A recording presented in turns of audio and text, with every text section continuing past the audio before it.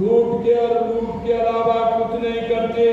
उन्होंने अपने पिछले घोषणा पत्र को देखना कि उन्होंने उन घोषणा पत्र पर कितना अमल किया है। मैं आपको याद दिलाना चाहता हूं, जब चुनाव आते हैं तो कांग्रेस बड़े बड़े घोषणा पत्र लाती है, जनता से झूठे वादे करती है। मैं आपसे कहना चाहता हूं, इस देश के अंदर अगर कोई भ्रष्टाचार की जननी है तो वो कांग्रेस है, कांग्रेस है, कांग्रेस है। मैं आपसे कहना चाहता हूं मेरे भाइयों बहनों, आपने देखा है कांग्रेस का जो दोहरा चरित्र आपने देखा है, यहाँ किसकी चलती है वो भी आपने देखा है। और यहाँ की आपने नौकरशाही भी देखी है, आपने नौकरशाही किस तरह की देखी है, किस तरह के हाल हुए थे। मैं कहना चाहता हूँ राहुल गांधी दुनिया में भारत को शर्मसार करने में कोई कसर नहीं छोड़ रहे और ये हमसे मिलते हैं।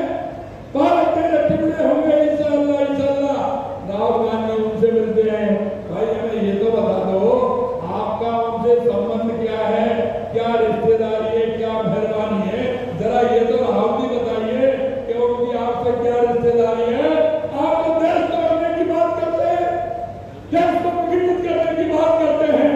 राहुल गांधी चुपचाप करके विदेश में ऐसे लोगों से मिलते हैं। जरा बताइए उनसे क्या संबंध है आपका, ये तो बताइए। मैं आपसे कहना चाहता हूँ मेरे भाइयों बहनों, आपने देखा होगा कि हमारे सिख भाइयों का कितना अपमान करते हैं, कितना अपमान करते हैं। मैं आपसे कहना चाहता हूँ ये कोई कांग्रेस है। 84 के दंगे आपको याद होंगे, किस तरह का दिल्ली के अंदर कत्लेआम हुआ था। सब जगह कांग्रेस के नेतृत्व कितना कत्लेआम किया। मैं आपको याद दिलाना चाहता हूँ ये आपातकाल की स्थिति देश में लाने की किसने की थी? हमारे बुजुर्ग बैठे। मैं उनको कहना चाहता हूँ उन्होंने किस तरह की यातनाएं झेली है, उन्होंने किस तरह की स्थिति उन्होंने काटी है।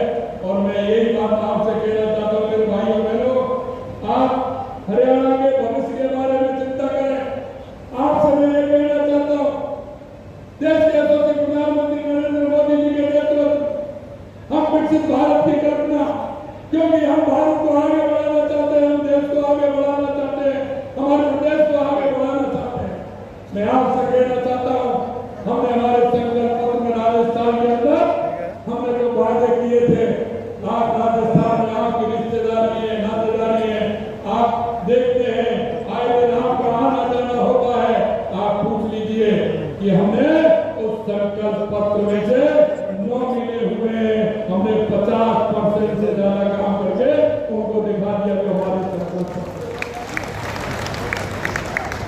और मैं आपसे इतना ही कहना चाहता हूँ हरियाणा में हमारी सरकार जिस तरह से काम किया है, और भाई नायब सैनिक आपसे जुड़े एक किसान परिवार से आने वाले, साधन परिवार से आने वाले व्यक्ति हैं। और ऐसे ही हमारे मनमोहन जी हैं,